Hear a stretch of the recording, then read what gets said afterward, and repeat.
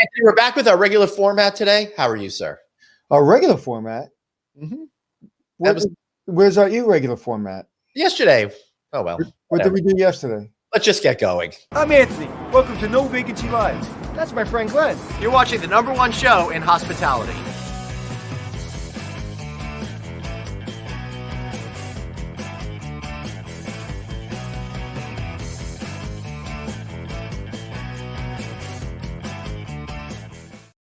Anthony Melchiori, I know you're just being coy with me. I know that you really missed me and our regular format yesterday. What did we do yesterday? Oh, yesterday we had the opportunity to pay tribute to the wonderful Arnie Sorensen. But we stayed in our format. We still had a guest. Yeah, we did. But one thing that I know you really missed, Anthony, more than anything itself, was wondering about Best Buy Hospitality and Best Buy Business. Preferred TV installation provider for Avenger clients, everybody out there. They deliver turnkey solutions scalable to meet a project of any size. And remember, every dollar spent counts towards your Avenger spend, including appliances, computer technology, digital signage, and of course, hospitality, TVs, and installation. Be sure to check that out at bestbuy.com/hospitality. Don't forget to tell them No Vacancy sent you. And speaking of going to do great things, I know, Anthony, everybody was really suffering last year when it came to how much money their hotels earned. And we're still in that position right now. Soon we're going to talk about future labor models and stuff like that, but you made less money. That means you should be paying less in property taxes. So all it's going to take is a few minutes of your time, no obligation, no cost. Bright Support is here to be your advocate, here to make sure that you spend less money because you are making less money. Book your free 30-minute consultation right now at brightsupport.net/hotels. Or give them a call at 833-411-2233. And of course, Anthony, I'm looking forward to our show coming up on the 25th with HITT Contracting, because they're a national commercial general contractor headquartered in DC, and they understand the unique demands of operating hotels, and they've got great stuff there. And you're going to have to join us on the 25th because Peter LaFranchi, HITT's SVP of Hospitality Construction, is joining us to talk about the current industry environment, and we'll share leading-edge virtual reality and mapping programs they use on every single project that helps minimize construction impacts, reduces costs, and delivers projects on time. Learn more about that at hitt.com/hospitality, hitt.com/hospitality. And of course, be here on the 25th for that show. Anthony, how's your day going? I'm actually going to use HITT in their software. So I'm actually, hopefully, Peter, if you're listening, let's set that meeting up because I really want to use it. Okay. So Glenn, how are you? I'm doing all right, man. I'm really looking forward to today's show. We're going to be talking about the impact of labor in our industry. And that's one of the things that we're really not talking about. In politics right now, it's all about this $15 minimum wage. And that's why we have Del Ross of Hotel Effectiveness joining us for a few minutes to share what he thinks about that. No, Ross is here. Oh, yeah. Del, wait, let's make it magically appear. Hey, guys. Wow. I didn't know Del was going to be on the phone. Oh, fantastic. Call or whatever the hell we're doing. Good to see you guys again. So that you would just pop up over there after us hanging out backstage before the show starts. I know. Amazing. You just mention my name and I appear. It's fantastic. So we haven't had you on in too long. You've always got great insights, great data there, Del, from Hotel Effectiveness. You're talking about the impact of the $15 minimum wage, what that would do to our industry. It's all in the news these days. Everybody's talking about it. And I want to hear what you say, but I'm also curious as to why $15, if you have any question in that. Seems like a rather arbitrary number and a number that might make sense in Seattle, but not necessarily in somewhere in the middle of the country. Sure. Well, we'll talk about that in a minute. And actually, the $15, I think I know the answer for that. I think it's because there have already been states that have passed rules around $15 minimum wage. And yeah, exactly. So I don't know where the number came from, but that is the number that's being thrown around now. And it's important to note that we don't know if this will be passed as part of the COVID legislation, if it'll end up being $15 an hour, or the phasing of it when it happens. But it's on the radar screen. It's been a top agenda item for a while for probably half of the country's But, politicians. Dale, So before we it'll come go up. into that, before we go into the politics of it all and all that, let's just understand something. Whether you're in New York or whether you're in Missouri, we're not talking about $200 an hour. We're talking about $15 an hour, and then after taxes, it comes to what, $11 an hour in most states. So we're talking that if somebody works an 8-hour shift. Okay, what are we talking about? We're not talking about it is a lot of money for small business. I'm not saying it isn't, but it's a living wage in some of these places. In New York, it's obviously not a living wage. But so when people are saying $15, it's like at the end of the day, when you take that paycheck home, you maybe can pay your rent and you can get a container of milk and you can put food on the table. Sure. So I'm not going to talk about whether or not we should or shouldn't do this. I think it's just important that people understand in our industry what this could mean and start to think about preparing for it. So first, I wanted to show real quick a snapshot of where we stand in the hotel labor market. We track the labor index, the percent of normal staffing levels compared to current, and we are pretty stable right now, along with kind of tracks occupancy. We're at about just under 50%, 47.7% most recently. And if you skip to the next by chain scale, it varies widely, as you probably know. Economy hotels, those this has been the best year for occupancy that I think the exterior corridor motel segment has seen in a long time, because they're still seen as very safe, and they've continued to be pretty full and employ most of the people they employed before COVID. You go upscale and it drops down pretty steadily over that time. So that's still the case, stabilized, but we do expect this to pick up in the spring. And then as the vaccinations take hold and this herd immunity thing kicks in, we're expecting to see this jump way up to where I think there's probably going to be a hiring blitz and a battle for talent in the latter part of this year. That'll be pretty interesting to see how that manifests. Wow. You're talking going back to where we were a little bit about like a year ago, but that was like the big topic they were talking about is how to get the best talent. So now might be the time to invest in certain individuals to stick with you for the long term while there's still opportunity for you to grab them. Before the COVID pandemic kicked in March, we had 1 million unfilled jobs in the industry in the U.S., and that was tough. What's going to be interesting is when the occupancy returns and when services resume, like we'll talk about this in a minute, but food and beverage and full service elements, we're going to actually see a whole lot of jobs posted at once. And so we might see this labor levels rise by 10, 15, 20% in a month. And it's going to be really difficult for people to find the right talent, onboard them, recruit them, et cetera, in that brief period of time.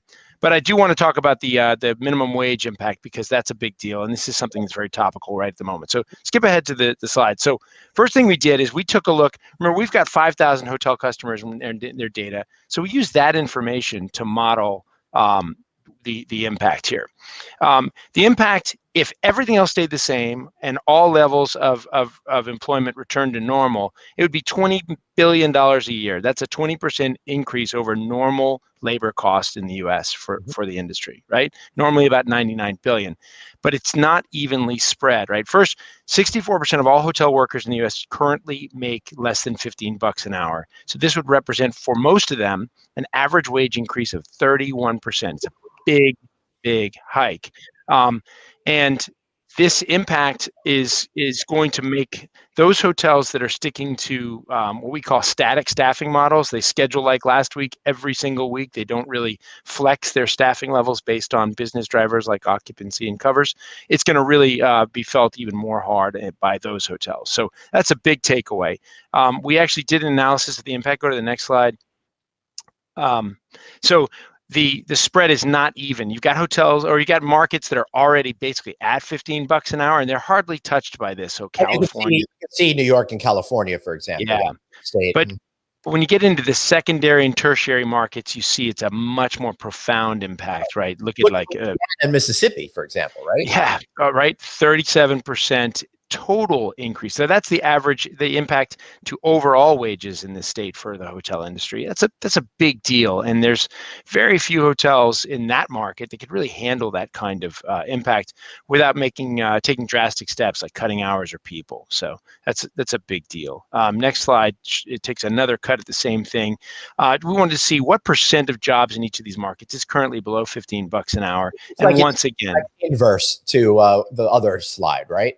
this is still, it's the same markets. So these secondary, tertiary markets are ones that have more jobs below $15 an hour. And the next slide again shows the impact by what is the impact to the hourly wage for those that are affected.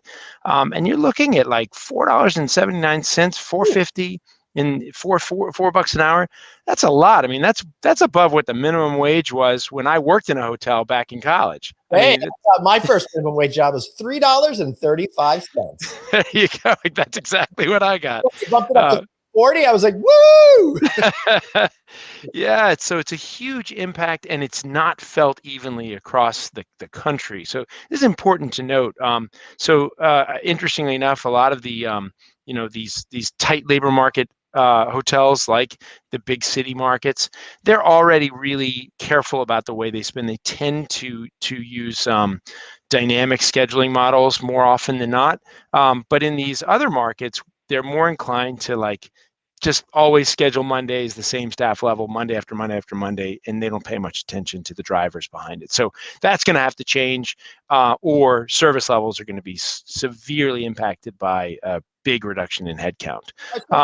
Let me ask you a question on what we've been talking about so far. You talk about big reduction in headcount, but I have the feeling headcount is going to be reduced anyway as more technology and automation comes into it. So how do you see these numbers holding true with the $20 billion situation, or do you think it'll be less of an impact because there'll be less jobs going forward, possibly? I think it depends. Go to look at the next slide. We did a deep dive into the Atlanta market, and just looking at the different kinds of jobs. Now, first, the point of this slide was to talk about the impact to people making above or $15 an hour, or in higher wage jobs to begin with. They're going to have to be paid more if their team members are all making 15 now, right? So a banquet manager that's making 15 is not going to want to make the same as the banquet attendant, right? The server setup person.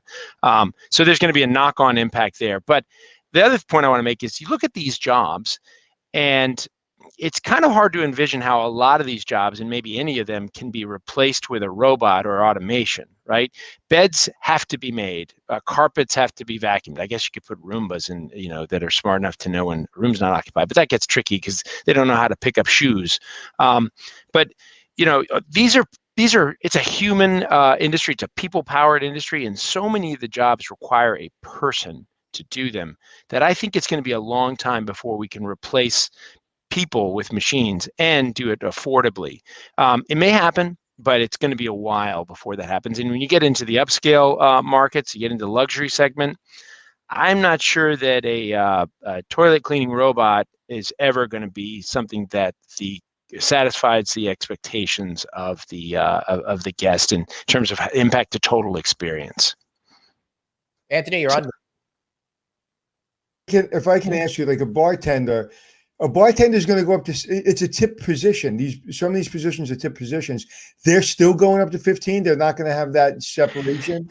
That's one of the things that they're talking about, is the impact to the tip positions. There will be an impact to tips, right? To tip positions. They potentially could go to a higher base pay. So today, I think they're still looking at $2.12 an hour plus tips, something like that. But they're debating the impact to these folks. There's actually a lot of voices pretty loudly saying they shouldn't be dependent on tips for a living. That's in our culture, so I don't think that's got a lot of legs, but we'll see. Yeah, but a lot of this stuff Danny Meyer in New York City, he stopped having tips part of the check. Basically, he built it into the price of the check. I don't know if that's working, but I don't think it's gonna get a lot of legs. For them, Anthony. What's that? Yeah, I think it's been a challenge for them. But interestingly enough, I've been trying to reach out to them, see if we could get them on the show. So hopefully we can ask them. So the other thing I wanted to share is we wanted to look at as wages are under pressure for the future, and we're going to have to hire people, we wanted to look at the actual productivity impact. Last time we talked, we looked at the hours per occupied room, the labor hours per occupied room, which is a pretty good indicator of the labor investment. And we saw a big drop in the COVID era from normal levels. So normally, say it's about 1.9 to 2 hours per occupied room. That dropped down to about 1.5 hours per occupied room, which is almost entirely driven by the elimination of food and beverage for practical purposes and housekeeping, stay over clean reduction, getting rid of those. Just explain people how you came to the per occupied room labor. What do you put in there? Everything in the hotel, every labor hour, how does it work? So it's basically all the labor in the hotel, right? So that includes your fixed labor, like your salaried people, that's converted to an hourly, but we look at the hours logged or assume them at 40 hours unless we know differently, and the hourly folks, the actual time, right? Yeah. And this is actual data. So our data comes from the time card punch data for 5,000 hotels. So this is good data, and go back 12 years. So it's pretty reliable. This is going to come back though. The big takeaway here is that a half hour of labor per occupied room will be coming back as the recovery happens, as F&B outlets reopen, as stay over cleans return. And actually, I have some additional analysis of the stay over cleans or the clean stuff on the next couple of slides. But this is something that the hoteliers need to be prepared for. They can't assume that the current labor model will continue going forward, because the branded hotels are already feeling pressure to reopen, like free breakfast bars and other F&B outlets that even before COVID weren't necessarily moneymakers or were direct costs. And they're going to have to staff for these positions, which they haven't had to do for most of the llast year. So this is a big deal, and they need to prepare for this. And if they also get hit with this a big wage hike, it's going to be tough. And you add to that a 20% reduction in ADR, you're looking at profitability stories that are vastly different than they were for most of the rest of the hotel industry history. Right. So this one we show in here, the biggest difference in you see a big drop in the percent of occupied rooms that are actually cleaned every day. Adele, I mean, we were away last week broadcasting from a couple of locations. We stayed at the wonderful Resorts World in Monticello. I didn't have my room clean the entire time I was there. I don't think producer Dave did either, and Anthony, I don't think you did either. Right? I did not. To me, that's the way I want to do things going forward. I think that there's a lot of people that might feel that way because, again, it was something that was already infiltrating hospitality guest culture prior to COVID. It's not going to stay at these levels, but it's not going back to normal. That's what I'm trying to say. I think that's right. And we were seeing, there were hotels that were beginning to offer points for do not disturb, for the green clean option. It was a big thing. And now you've got people who are used to it, or maybe they're never going to feel comfortable having a stranger in their room while they're staying there. But it is coming back. Interestingly enough, stay over cleans are not entirely gone. 20% of hotels are still offering stay over cleans and doing them.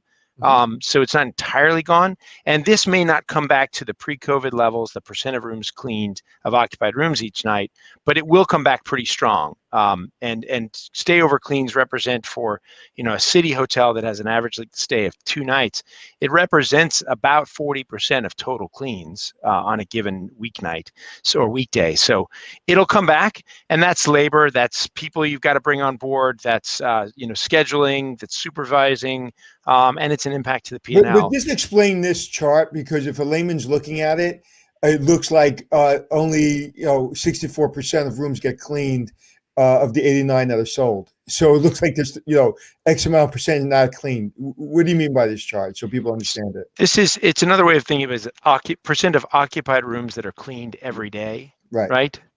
So of total sold room nights. So if you're staying in a hotel for multiple nights, and you don't have a clean while you're in the room, then that room is not cleaned, right? It doesn't mean that once you check out, we're not cleaning the rooms half the time or a third of the time. When I was, coming up as a young manager, 100% of the rooms were cleaned. I mean, very few people use do not disturbs unless they were working the night shift, and you cleaned every single room. So that's changed pre-COVID. It's going to be different post-COVID. but it will come back. It will come back, like you said, strong, but it will never be what it was. Right. And an important note for people watching that don't understand why extended stay was so much lower. They already have policies in place prior to COVID. They don't clean the room every day. That's part of the extended stay operating model. And also understand there's going to be a big portion of independent hotels that are just going to play it up so they don't have to clean the room. So it's not even going to be a guest choice. It's going to be like, we don't do this. And this is why we want to keep you safe. Kind of like the whole, like, do you want your towels cleaned or you don't want them cleaned? Anybody can tell me they did that for saving water, but they did it to save money. That's right. Exactly. Wet weight, right? We got to keep that wet weight down for laundry. That's right. That's right. And for people that don't understand, it's expensive to clean your towels.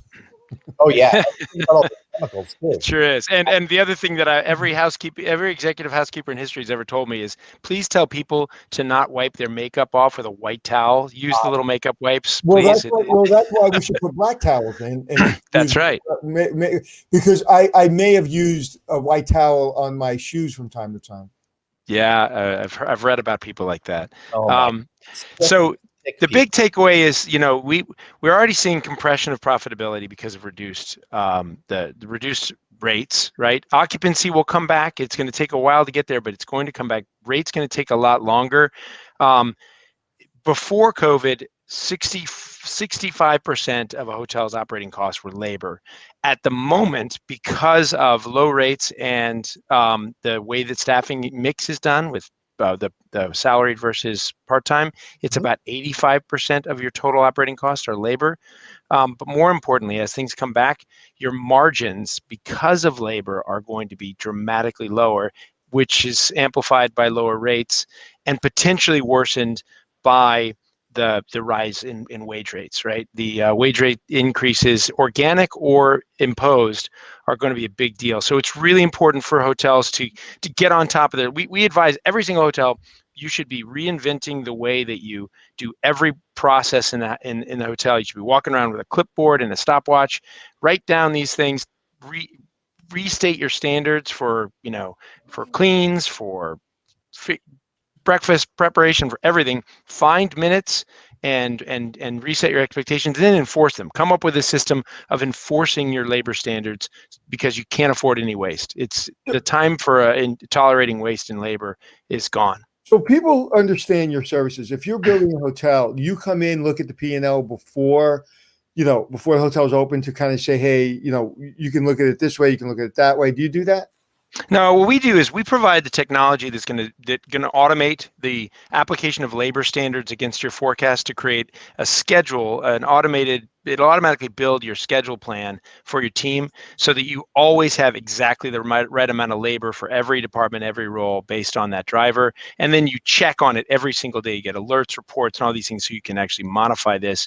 You prevent overtime, do all things. It's a really inexpensive tech product that automates this. But if you don't have a labor standard, which a lot of hotels have not actually written down their labor standards, it's going to be pretty hard to take advantage of even the technology like ours. We'll give you a standard. We'll tell you, hotels like yours usually have 25-minute departure clean time, right?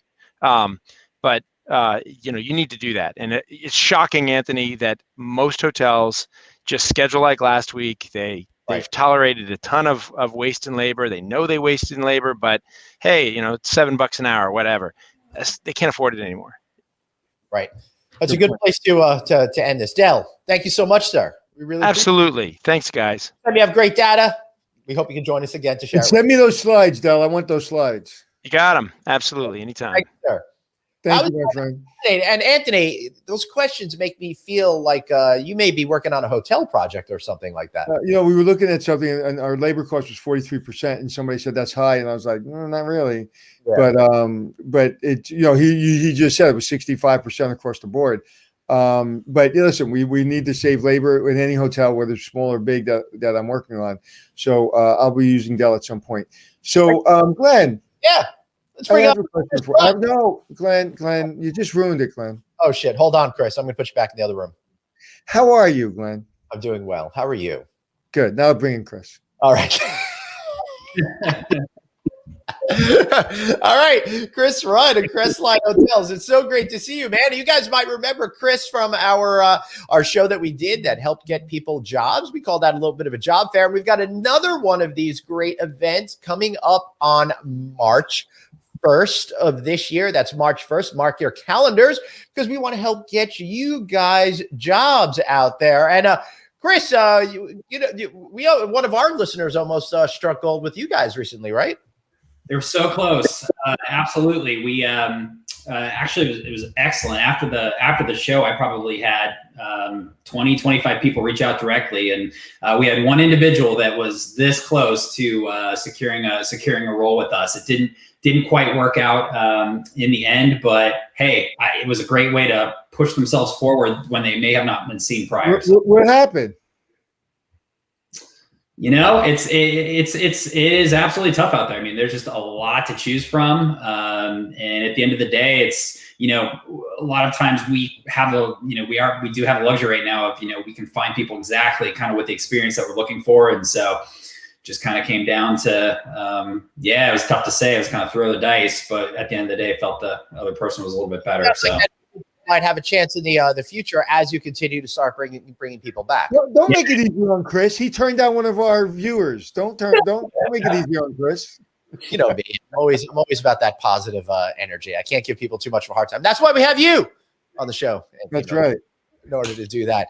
So, Chris, one of the things that I'm concerned about is that people have left the industry, not permanently, but they've got to put food on the table. It's been a very difficult time. What about folks that want to re-enter the hospitality industry doing that? How do you see that? What should people be thinking about? And how can they make their resume stand out so it doesn't look like they weren't really focused on hospitality the entire time? Yeah, absolutely. We've, these are ways we've had to pivot and shift a little bit too in our mentality. We absolutely welcome anyone who's looking to come back into to the hospitality space. You know, I think any story that you can tell, even if you aren't working necessarily right in the industry, anything you've been doing to get any kind of certifications, any just professional development, personal development that you've been doing, it makes for a great story. You know, the ones I have spoken with in the past, there's been some that aren't really able to kind of talk about, you know, what they've been doing to better themselves or whatnot. And you look, at the end of the day, I get it, but it sure helps, you know, just anything that you're doing to really kind of push yourself out there and become a better person, employee, whatever that may be. So. Right. So that's an interesting thing. So I think what you're saying is that if you're on the sidelines now, what are you doing to improve yourself, make yourself a better candidate, help you stand out so you could be head and shoulders above the rest? And a lot of the guests that we've had on here, we've seen a lot of folks that are going to like Florida Atlantic University and starting to just a little bit more. These are the types of things I think that could help people get their resume to sparkle a little bit, even though they may not have been employed directly in the last year. Chris, give me an example of somebody that got your attention recently that it was undeniable. Yeah. So, really, really interestingly enough, so we were looking at a maintenance manager position. A manager within one of our hotels had actually been laid off. However, he was able to show me all the projects that he had done on his house, was able to kind of walk me through the different construction projects, different things that he had done, and was all excited about it. Like, I was like, yeah, that's the kind of person I want, working in one of our hotels. Just did some cool stuff to his house. Made me jealous. But that one stood out. That one stood out head and shoulders above the rest. But it wasn't about just the projects. Hey, I built this. It was his being like a 12-year-old kid enthusiasm, right?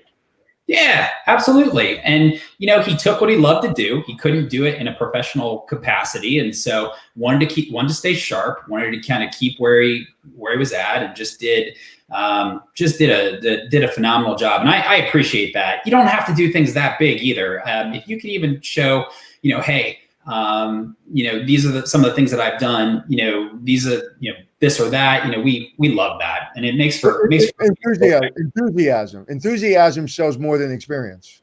Totally. hands down.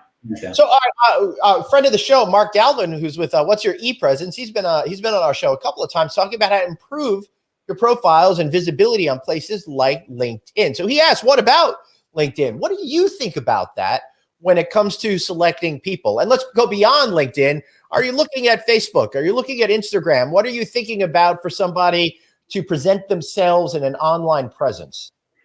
It's a great question. It was actually what I was going to bring up next. When you do have that time, work on your social media presence. I'm a big advocate of LinkedIn. That's probably my number one go-to in terms of if someone does apply, I'll go to LinkedIn right away. I'm out there actually using a lot of LinkedIn's features to headhunt myself. We'll go out there and send messages to people. I would absolutely agree. Get that profile nice and tight. Some of the big mistakes that I see people make is it should not be your resume. I see a lot of people take all the bullets from their resume, plaster it on there, and it's just, that's not attention grabbing. I would say, short, sweet little, what you've been doing or what you're looking for is probably what's more advantageous. A good picture. I think that's crucial. Really just look at your entire social media landscape. I personally don't look at Facebook and Instagram as probably much as I should. We have a lot of hiring managers that do though, and they'll tell me. So make sure that those are tight. Anything you don't want your future employer to see, you better figure out the privacy pieces or just take it down. Yeah, and go find Mark Galvin on online or on LinkedIn. It's Mark Galvin, and hire him. He's not overly expensive to really help you be efficient on your LinkedIn. If I was looking for a job, I would definitely even be more efficient on my LinkedIn. But Mark, I got too many jobs as it is. So definitely he's very helpful, and he knows his way around. It's really good to hear, Chris, that you say that you use it and it's a big tool. And if someone doesn't have a LinkedIn presence, they may get lost. And to be very candid with you, I have used LinkedIn on the other side. The last 2 jobs that I have had over the last 10 years, I never once applied to the job. I reached out directly on LinkedIn, and that's how I got the positions that I've had. Is it job tools, or just say, hey, so-and-so human being, I want to talk with you? It's been an area where I'll go actually research I'll research the company. I'll try and find names on there. I'll go to, wherever I need to on Google just to do some searches. I'll find that name. I'll try and connect with them. If you want to, you can use the LinkedIn product, pay a little bit of money, and actually uncover some of those for free in mails as well. Reach out directly. And that, I guarantee you, most every hiring manager or myself, I read those before I go into our applicant tracking system a lot of times. So it's huge. Yeah, it's amazing to me that so many people still don't consider LinkedIn as important. Listen, we're basically doing our show on LinkedIn every day. LinkedIn has changed. I mean, LinkedIn is not your father's LinkedIn anymore. Right. It sure is. I remember there was a lot of years where I'm on LinkedIn. I'm linking in with people. I don't understand why I'm LinkedIn, but that has completely changed over the last 3-4 years for sure. Ever since Microsoft purchased it, everything has changed about the platform. I think it's absolutely fantastic. But Chris, when we're talking about having visibility through the specific hiring channels on LinkedIn, where are some of the other places people should be? Like, I haven't had to worry about looking for a job since Monster.com was a big sort of, right? What are some of the places that you look at and people should be engaged in order to get their name out there? Yeah, we look at kind of a myriad of channels. I think it really depends on the level of position. If you are very interested in that hourly to mid-level manager, we are big proponents of Indeed. We use Indeed daily. We go through there. If you can create a strong profile within there. The nice thing about Indeed is it's got that easy apply feature that you don't have to go through the huge, robust online application, all of those things. We've started to play the game in which we understand that candidates don't want to spend half an hour applying for a job. They want something quick and easy. So we use that quite a bit. We already discussed LinkedIn. I think the hospitality job boards do continue to play somewhat of a factor. The H Careers, the hospitality online world too. We do use those as well. Are you still using headhunters, executive search firms? So my goal when I started with the company I'm now was to completely get rid of any headhunters. I wanted to be the one, so we wouldn't have to pay any commission fees. Companies will use those. We do not at this point. We're 100%. All right, so for all executive search firms out there, Chris, they like you a lot right now. But but when you look at the jobs, the high paying jobs, the 100, 150,000, maybe more jobs, are you finding two things? One, are you basically convincing people to come work with you and say, hey, we got a great job for you. It's not what you're used to. It's maybe not the title you're used to. It's not the money you're used to, but this is what we have available for you. Or are you finding that you're able to take a person that was making that kind of money with that kind of title and bring him into your company? What does it look like? Yeah, it really depends, and it's tough to answer that question. I think our company's done such a great job with retention that I honestly haven't had to deal with that in the last year or so. To me, I think it's probably one in which you get to see a lot of people come in and be a little bit more picky and choosy. Before all this, I mean, you would open up a role like that, and that meant you were out headhunting. You were out there trying to convince people why they should come over to you. I think that probably does still exist in some of the positions. I think it probably has loosened up a little bit. Like I said, I haven't had to face that. Thankfully, our turnover has been incredibly low from that perspective. But yeah, I think it's at that level. You're probably out there hunting. If you were getting for a job 10 people from the hotel business, out of 10 people, say you got 4 people within the hotel business looking for that job. Is it still 4 people, or is it like now there's only one hotel person looking for that job? Everybody's looking for that job, or is it different than that? Yeah, it's tough to answer. I think there's certainly a lot more hotel people. I think where the difficult piece, and maybe this is popular or unpopular to say, it's difficult because there's a lot of people that have been very interested in mostly just being in the full service world or being in the select service world. And so that's where it gets difficult sometimes to really understand where people want to be, but it's tough times right now. So, it's one of those things you have to really ascertain if they're going to be content in that. You want them long-term. That's been the challenges that we've been faced with. That was my follow-up question. My follow-up question was, I would imagine when you're talking to people, they're trying to keep it together, but you've been doing this a long time. You can sense the desperation in their voice and in their body language, right? So how do you keep somebody that is desperate, and you can say, hey, whatever, this is the job, this is the pay, and say, I'll take it. How do you keep that person? Maybe not bring that person on because that person will probably be gone in 30 days as soon as they get a better job. Or do you kind of say, hey, listen, I can feel the desperation. I know you're going to take this job and you may leave in 6 weeks. How do you work around that? Great question. Yeah, that's a really good question. I go back to really even before these times, the best recruiters out there know how to manage expectations from day one that they speak all the way through to them starting day one. The best thing that I've found to do is be very candid about that. I'm just pull the Band-Aid off. Why not, right? Just say, hey, I understand this is not the role that I think that you probably envisioned yourself in today. I just need I need you to share with me, and you can't make them sign a contract, but at the end of the day, just say, hey, I really need this person here for 2 years. Do you think that you can commit 1.5 to 2 years in this role? And kind of walk me through how you think that's going to be possible for you. Then when they have to really elaborate on that, give examples, talk through it, to me, that gives me the comfort level that they've processed through it, that they understand it. And I think sometimes if they have a hard time answering it, maybe they realize that, hey, this just isn't the right role for me right now. So it's a little bit of both, kind of from the candidate and the recruiter perspective. And Chad, on a different note, Chad in our group chat here, please call him Abby. Please call him and. Go ahead, Glenn. No, yeah, it says Chad Anderson called me.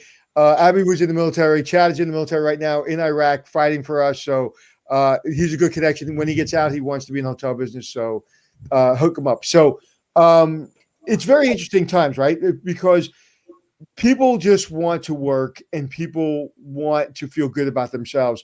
So really, you as an employer, when people come on, you have an obligation 6 months from now. Don't forget that person that had really good credentials and was making a little bit more money. Like this is what pisses me off.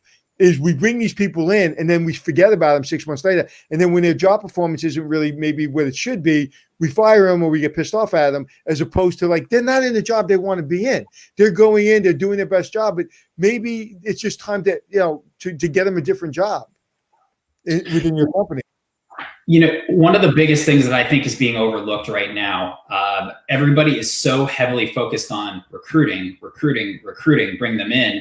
But if you think about it, what about retention? Retention, we actually see is becoming just as big as far as recruiting. What are you doing to motivate your staff? What are you doing? And we've got phenomenal managers that are really in the trenches, working alongside. But to your point, at the end of the day, it's really figuring out who are my high performers, who are my high potentials.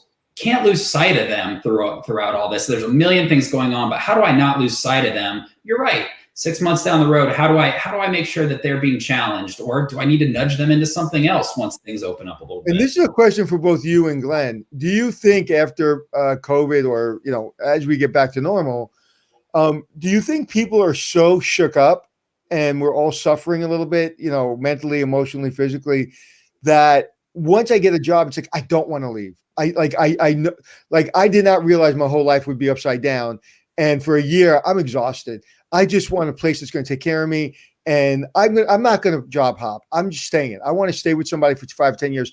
Do you guys see that as a change? You think people will be more loyal because they're just exhausted and they just don't want to feel that again? They don't want to feel that desperation again? Chris? I think I see a couple different things. So I see people focusing a lot more on the management company and the company that signs their checks a lot of times as the place they want to settle down. And that's a huge consideration for them. The other big thing that we have seen this year is I've seen a lot of movement with people wanting to move just to be closer to family. They are willing to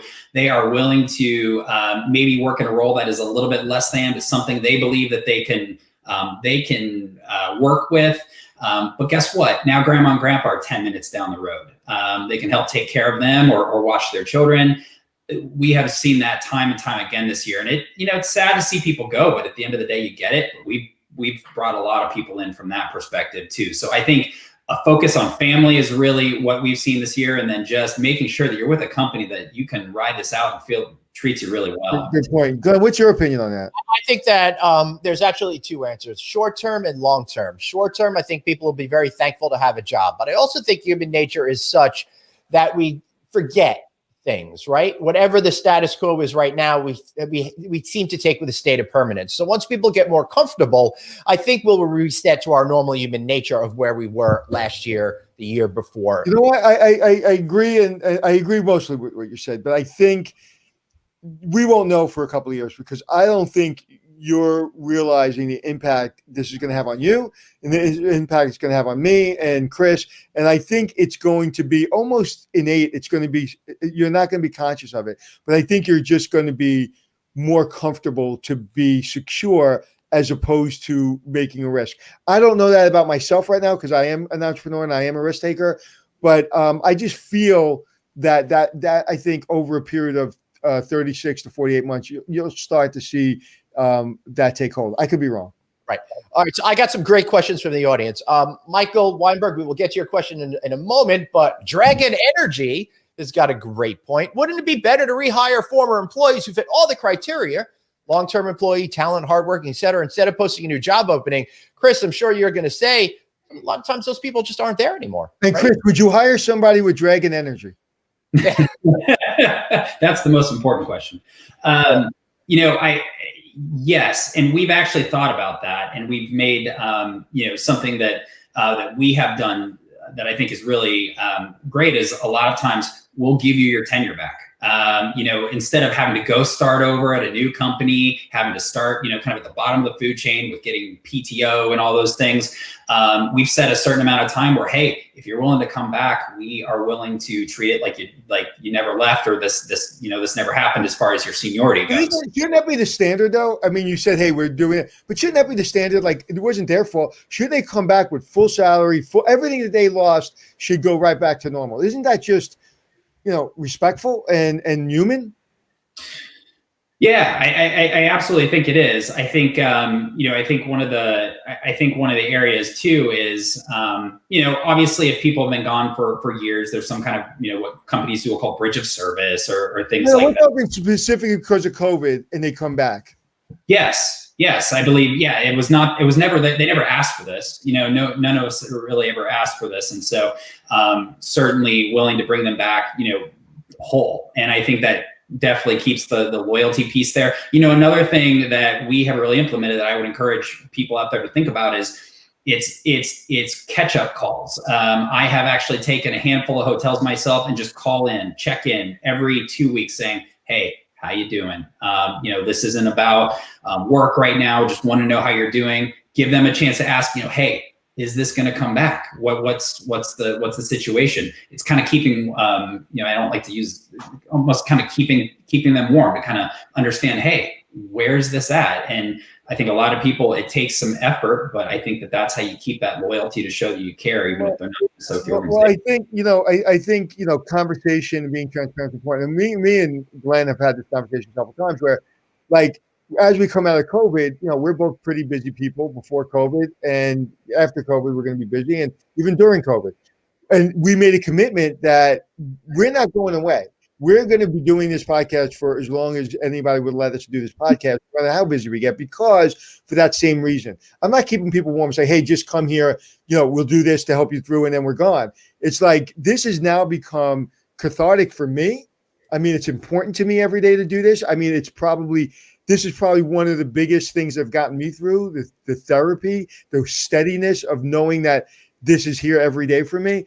And so I think it's really important as a company to ensure, again, you said keeping warm. It's so important to be transparent, because what happens, and I really want people to think about this, what happens because I'm trying to challenge myself on this. Before COVID, we were all being busy, and we're all busy trying to get to a station in life. We're all busy and trying to save money, trying to put our kids through college. We're all so busy. But coming out of this, we've got to understand that we've got to slow down. Still got to get all our goals, still got to put the kids through college, still got to pay our bills. But we've got to really touch somebody on the shoulder and say, how are you doing? And then really mean, how are you doing? And in your business and in your position, you're a busy person. And so I challenge you and everyone else under you or around you to do that in a real way. And I'm challenging myself every day to do that in a real way. And it's not just, it's just not talking, say, hey, we're going to do this, we're going to do that. It's like, we really got to understand that this is going to change. We are going to be different after this. And we've got to really respect people, because there's going to be a lot of people damaged after this. And we've got to really understand how they're doing. Glenn, what do you think about what I just said? I think that there are a lot of people that are going to be damaged from all this. I think you make a lot of great points there, Anthony. But I think human nature is such that we forget some of the difficult times we had. It's why we look back on high school and think about it as the greatest time in our lives, because I've managed to forget all of the horrible times that I had, all the times that my teenage kids are going through right now. I put them out of my memory. So there is a selectivity in this sense of all of that. But again, I think what you're saying is absolutely true, Anthony, at the same time. So I've got a question here that's interesting, Chris, from Michael Weinberg. Do you value the activity and posts that someone generates on LinkedIn? Maybe it shows they're super engaged in the hospitality industry and offer up a lot more than might come through in an interview. Yeah, absolutely. I'm on there every day. Before I start my day, I'm really scrolling through, looking at what people are saying. Sometimes I partake in, I'll respond or whatnot. It shows that there is a level of engagement that I think is so incredibly valuable. Right. There's been some that I've seen too that I'm it makes me not want to talk to them. But I think, you have the gamut. I really appreciate the people out there that I've seen some posts where when they do secure a position, sometimes we'll kind of go through what they had to go through to get that role that they're happy with. They'll count the number of applications they put in, the number of interviews. And that is just so real to me that it really is a grind. And that is that's the best piece of advice that I can say is just keep grinding. It is an absolute grind. But I do believe if you grind, you'll walk. I'll tell you a quick story. When I was in the Air Force, I worked at Embassy Suites in Overland Park, and I would travel an hour every weekend to work at that hotel after I was done with my Air Force responsibilities. So I do that probably 2.5 years. And I heard Embassy Suites in Times Square because I was getting out of the military. I heard it was opening. So I figured someone hooked me up with a job in Embassy Suites Times Square. Not so much. Right. So I got people's information, and I was in Honduras. I was transferred to Honduras for 6 months before I got out to be on this mission. So in Honduras, when I got out, I wanted a job. And I called probably once a week, and I would ask for, what's going on? Can I get a job? I worked at Embassy Suites. And they would just, every time, they were wasting my money. I mean, I was making $3 a month in the military, and I was spending it all on phone calls with the payphone, right? And every week. And finally, I was talking to a young lady, and I go, could you just tell me, am I going to get a job or am I not going to get a job? And Drew Schlesinger, I hope to God he's listening, Drew Schlesinger, who's an iconic general manager in our industry, said to me, you're a pain in the ass. I said, I'm sorry, I don't mean to, sir. And that's when I was in the military, so I was sirring everybody. I was like, sir, I didn't mean to. He goes, do you want to be the night manager? And I was like, yes, Siri's talking to me. I said, yes, I do. And he goes, okay, come to New York when you're done and you'll be the night manager. Had no idea what the hell that meant. I got there. Now listen to this. It's the Embassy Suites Times Square, which is now the DoubleTree and 47th Street. I'm dressed like this, okay? I'm in a full construction zone. Everybody is dressed in jeans and, in flannel shirts. And so he looks at me, and I don't think he knew who I was. And he goes, what are you doing? And he goes, what are you selling? I said, I'm not selling anything. I'm Anthony Melchior. I'm the night manager. He goes, a little overdressed, aren't you? And he goes, go stand over there. And I stood in that office for the entire day until the end of the day. And I just went home, and I came back in jeans and whatever. And then anyway, the story is I got the job, but it was that tenaciousness that every day I was emotional. I was crying. I was so desperate. Like, just listen to me. I'm calling you every day, wasting all this money. Just tell me you'll give me a job or you won't give me a job. But I was such a pain in the butt that he finally just was exhausted and said, all right, there you go. And he helped start my career in New York. That's amazing. Yeah, I did get a call from the 1990s grunge scene, and I'm upset by your anti-flannel comment, though. So other than that, no, I wasn't anti-flannel. I said I was wearing jeans and a flannel. That's what I said. Chad wants to know: were you night auditing in the Air Force at the same time? Yes, right. I was night auditing at Embassy Suites on Saturday and Sunday. I get back on Sunday night, and I was in the Air Force. I got out at 4:00. My job was over at 4:00, and I went to college at night from 6 till 11, and I did that for 4 years. And that was your first job in hospitality in Overland Park. Yeah, right? Bob Legler gave me my first job. Yes, sir. Who I'm still friends with today. I love that. That is so awesome. So Khalid had a question here. No, thank you for tuning in. We know you were late, but thank you for tuning in, Colleen. You don't have to be here at 12 every day. That's why you can download the shows in audio versions, everybody, at Checking It with Anthony and Glenn, or No Vacancy with Glenn Hausman, audio podcast feeds, or just watch them whenever. But due to the current situation, Chris, are recruiters hiring positions at lower salaries since COVID? How does that whole thing work?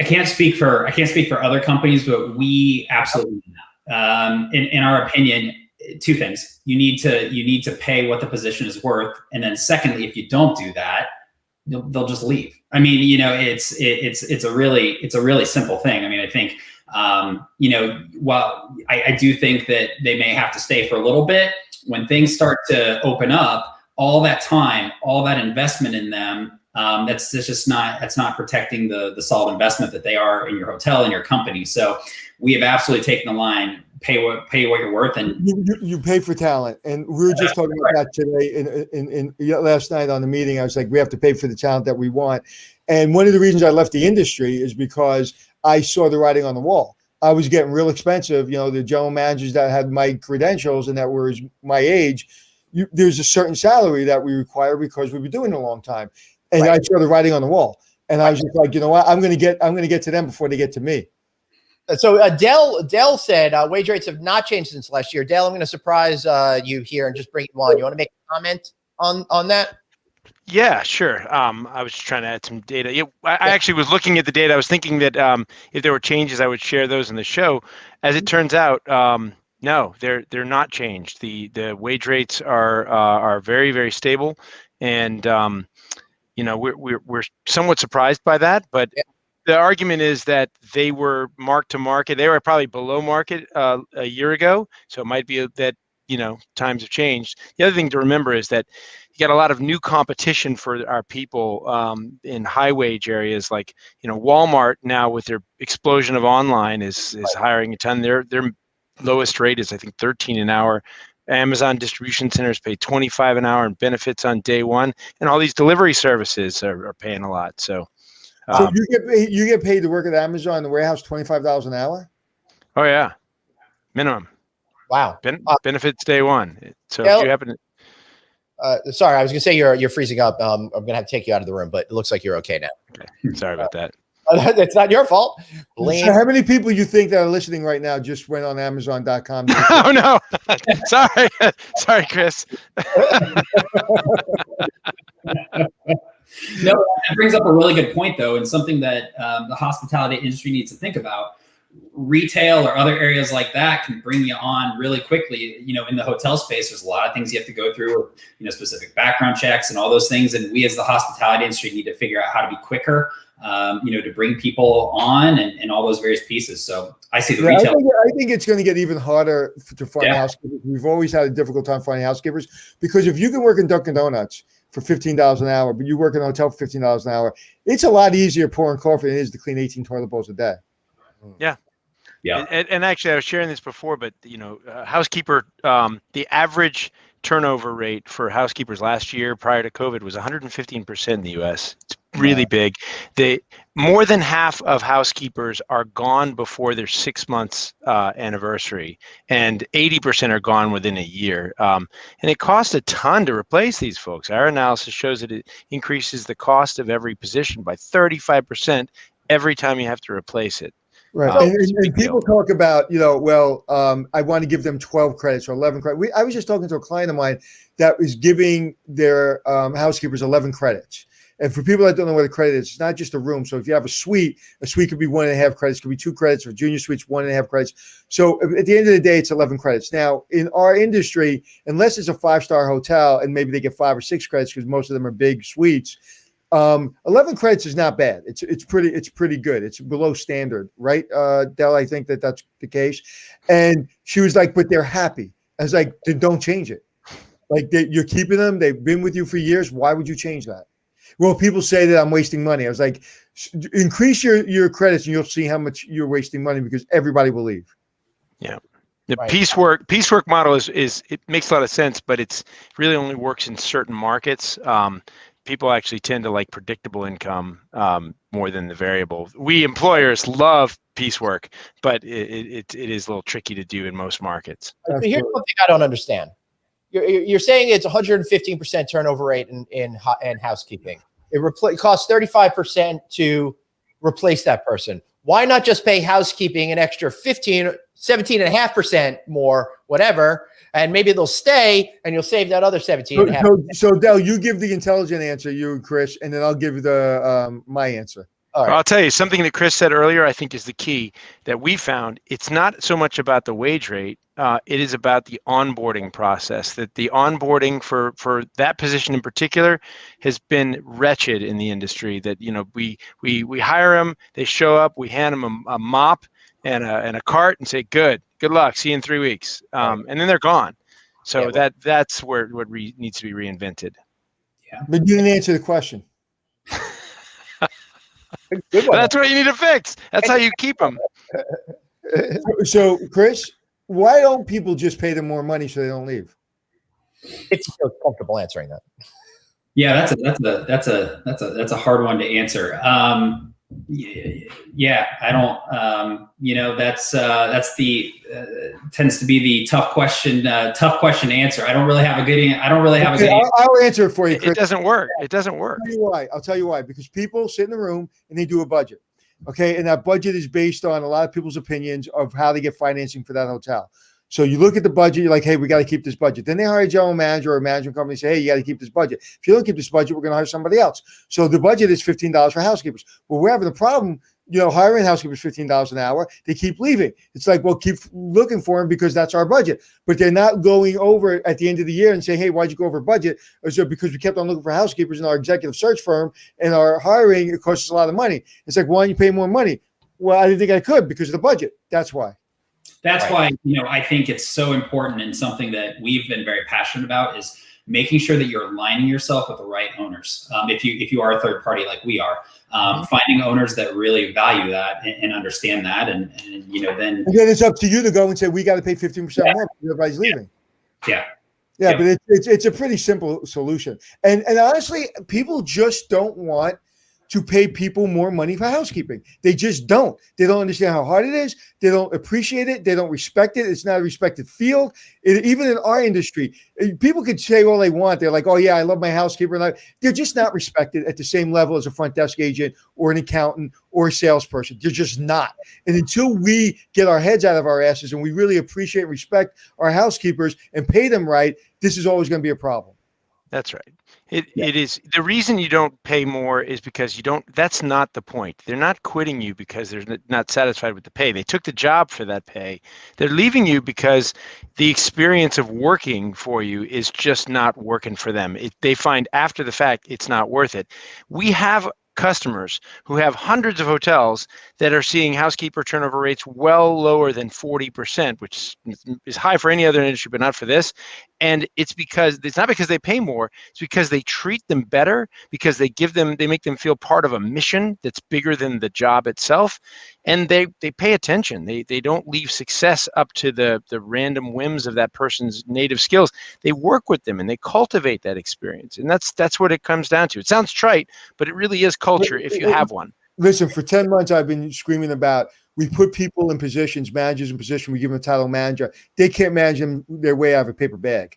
Okay. They just can't. And then all of a sudden we give them people to manage and, their personality gets in the way. I'll be the first one to say that in the beginning of my career. They don't know how to manage. That's the problem. We've had such a boom in the last 10 years. We've just literally taken people with heartbeats and we put them in a position. And that's been the biggest problem. And that gets trickled down to housekeepers and front desk people because they get treated like crap because a professional manager, there's very few professional managers.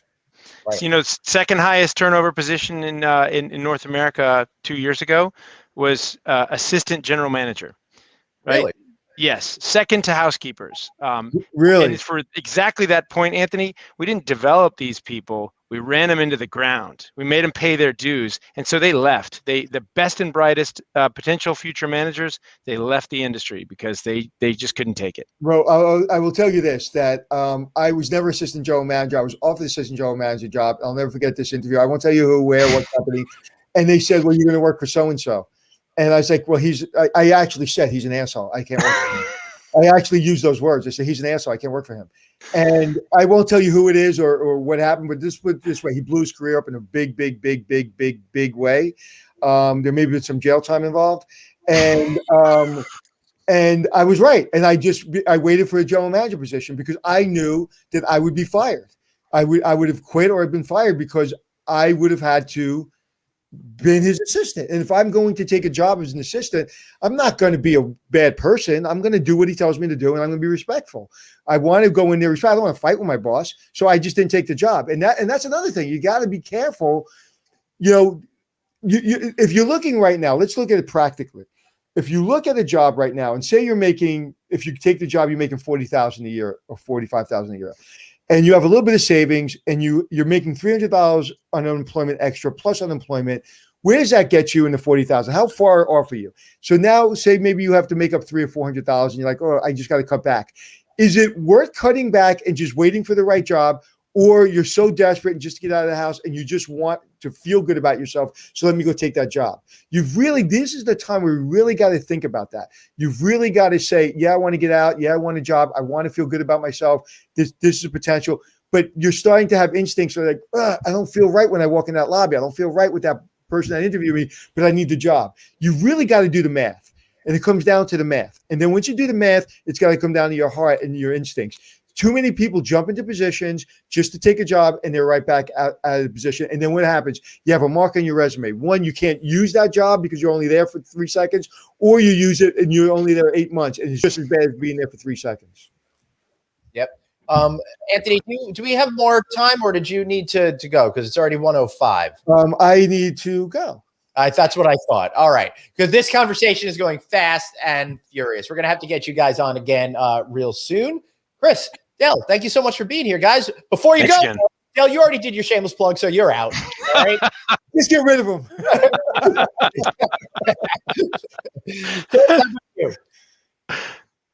Chris, shameless plug time. Promote yourself. Can you hear us? Yep, sure can. Cool.